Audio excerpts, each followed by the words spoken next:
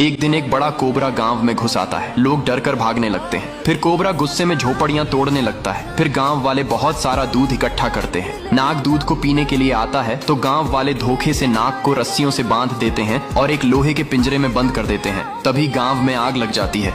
लोग चीखने चिल्लाने लगते हैं। तब वही कोबरा गांव की आग बुझाने में मदद करता है। आग बुझ जाती है लेकिन कोबरा रोने लगता है। फिर लाइक सब्सक्राइब एक पैसे के पेड़ को लगाता है। फिर पैसे के पेड़ पर पानी डालता है। अब पैसे का पेड़ बड़ा हो जाता है और बच्चा पेड़ से पैसे को तोड़कर बाजार में खाने के लिए निकल जाता है।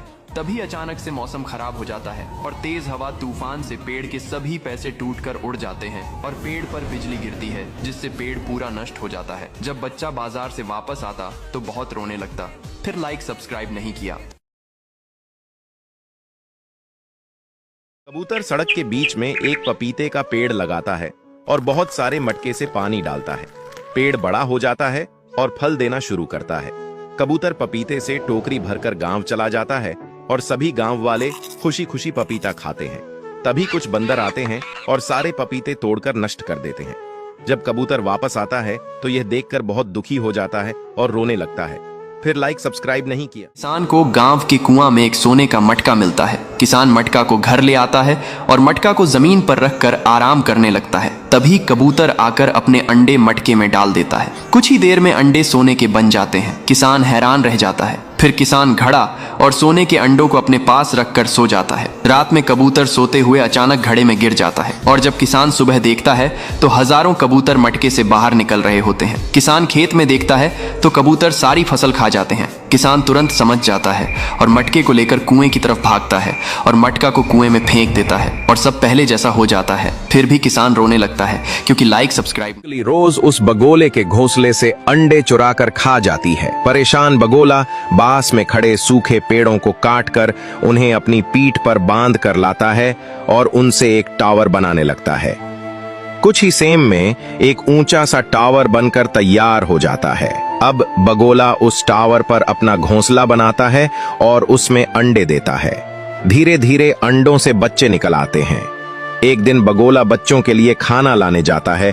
तभी वहां एक बड़ा सा बाज आता है और बगोले के बच्चों को मारकर खा जाता है। बगोला वापस आकर देखता है तो उसके बच्चे घोंसले से गाया मिलते हैं। बेचारा बगोला रोने लगता है।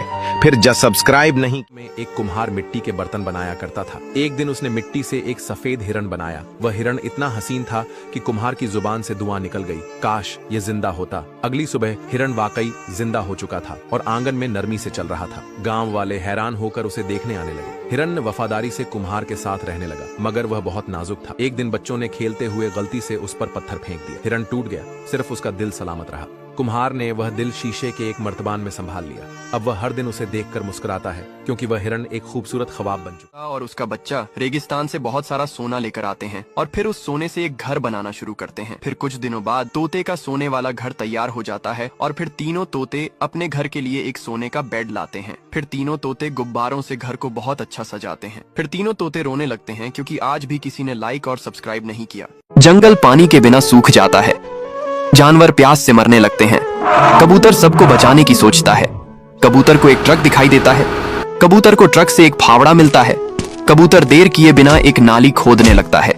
नाली खोदते खोदते कबूतर एक पहाड़ तक आ जाता है और वहां एक गड्ढा खोदता है और बहुत सारा पानी निकलने लगता है।